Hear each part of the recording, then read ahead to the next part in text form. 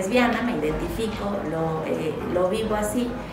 Y es por un matrimonio, porque me caso con una abogada morelense, Patricia, y me vengo a vivir a Cuernavaca en el 2010. Y desde 2010 es cuando me empiezo a involucrar en los movimientos sociales de aquí, en el movimiento LGBT particularmente. Entré como tesorera del comité de la Marcha de la Diversidad en el 2010, hace 11 años, cuando recién iba llegando, y ahí es donde empiezo a conocer a los activistas locales, defensores de derechos humanos, obviamente las feministas de acá, y en un par de años, bueno, 3, me tocó coordinar la Marcha de la Diversidad, que fue como por el 2015, 2013, más o menos 2013, 2016, algo así fueron los años que yo fui la coordinadora.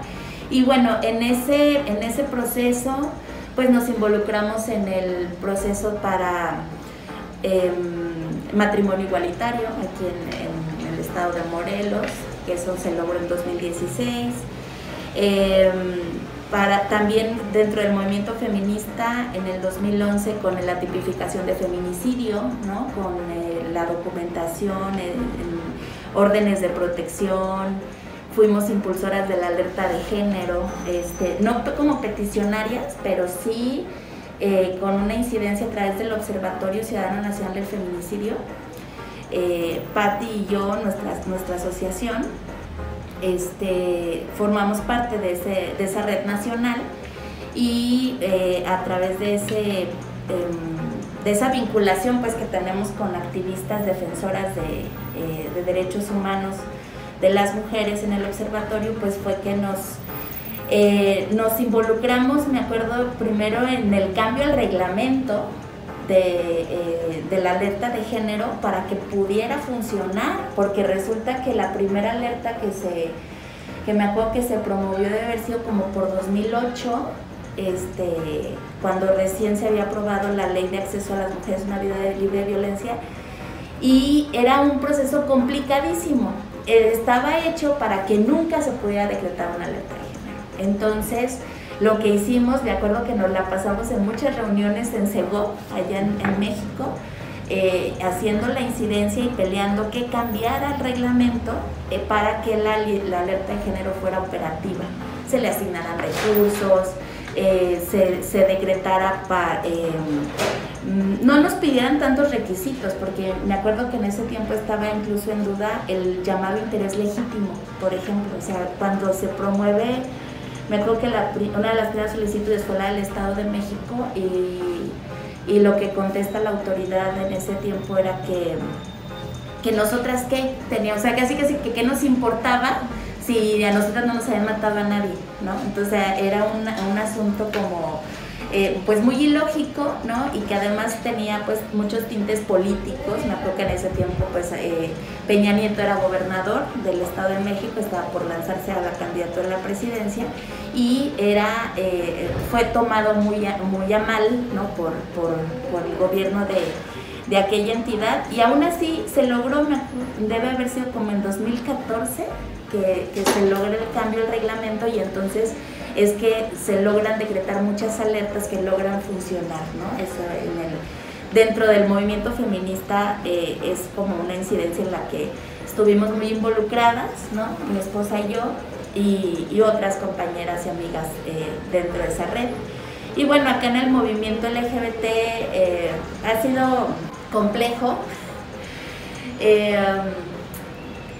Pertenecemos a una población, no me gusta decir vulnerable, prefiero decir que es susceptible de vivir discriminación, ¿no? O que históricamente hemos vivido como cierta segregación, violencia, etcétera. Y desgraciadamente hay mucho, le llamaría mal rollo, al interior del propio movimiento, ¿no? O sea, hay mucha grilla, mucho tema de egos, ¿no? Terrible.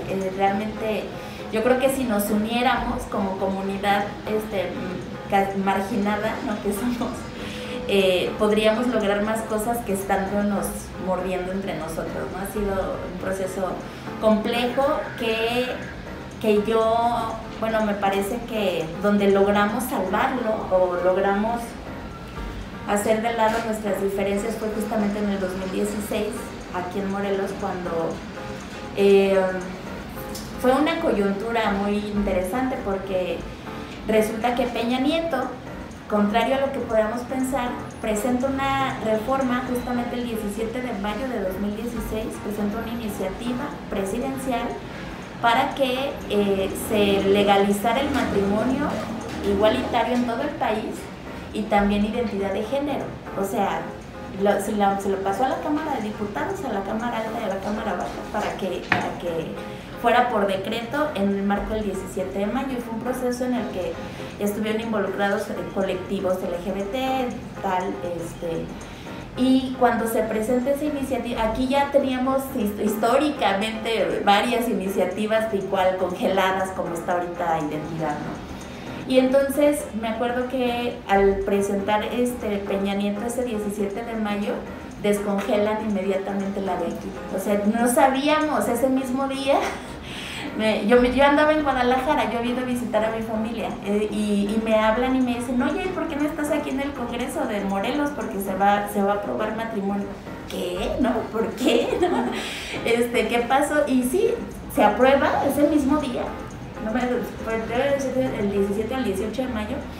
Y entonces entramos en el proceso de lo que le llamamos del constituyente, que es como se trataba de una reforma constitucional. Todos los 33 ayuntamientos en ese entonces tenían que dar su aprobación o su negativa a que se reformara la Constitución. Y entonces ahí, no sé, salimos de las alcantarillas, salimos de todos lados y nos pusimos de acuerdo muy rápido. Y me acuerdo que nos fuimos a cabildear en los ayuntamientos, porque había al mismo tiempo que aquí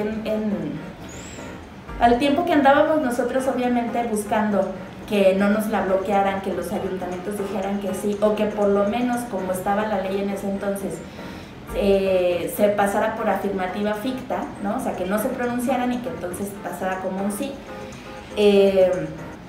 Estaba durísimo, por ejemplo, diputados federales del PAN iban a los municipios y les decían que si votaban a favor de la reforma para matrimonio, no les iban a dar, no les iban a gestionar recursos, por ejemplo, para sus municipios. O sea, usaron el chantaje, su posición de poder para intentar bloquear este avance aquí en Morelos. Y bueno, nos peleamos, un día estuvimos, me acuerdo, en Ocuituco, la gente iba a tocar las campanas, bueno, salimos corriendo literal del pueblo,